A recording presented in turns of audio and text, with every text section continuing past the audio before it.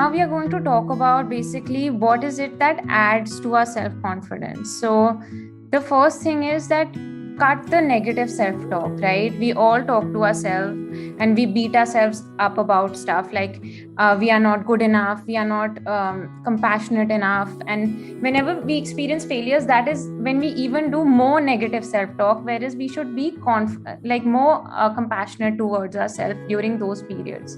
So no one ever got better at anything by beating themselves up. Talk to yourself kindly and encouragingly rather than ragging on yourself for making mistakes. A positive mindset will help you learn more easily, which will boost your confidence. So, an example of positive self talk can be taken from like Muhammad Ali, right?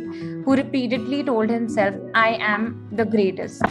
And there are enough people out there telling you that you can't do something. So, that's why it's even more important that you tell yourself that I am the captain of my ship and I am the master of my fate.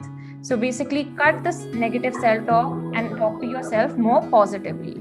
So just to add a little thing here, so basically, what is self-talk? Self-talk is this little voice in our head that kind of keeps going all the time, telling us things, what we did right, what we did not do right. And right, Radhika rightly pointed out that if we can train this voice to become more positive, right, I think it can really boost our self-confidence. So every time we make a mistake, if we can learn to tell ourselves that it's okay, we can learn through it. I think that's how we work on our self-confidence. And that brings us to the next point where we say, okay, rinse, because we are bound to make mistakes, humans, right?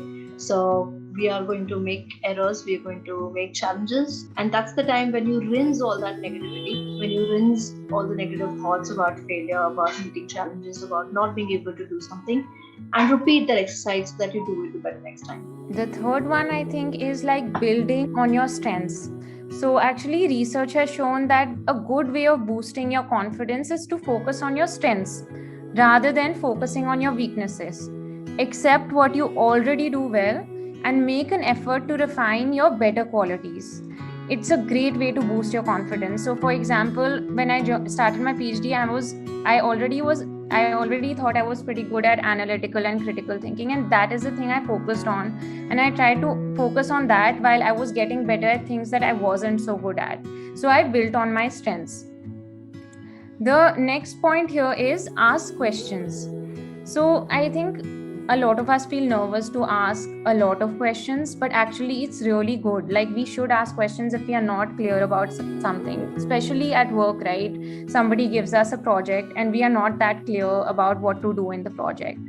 But it's just better to clarify than do something wrongly, and then your boss tells you, oh, that's not the correct way of doing it, and that affects your confidence. So it's better to just ask questions upfront and make yourself clear that this is what I've got to do and have clarity on that.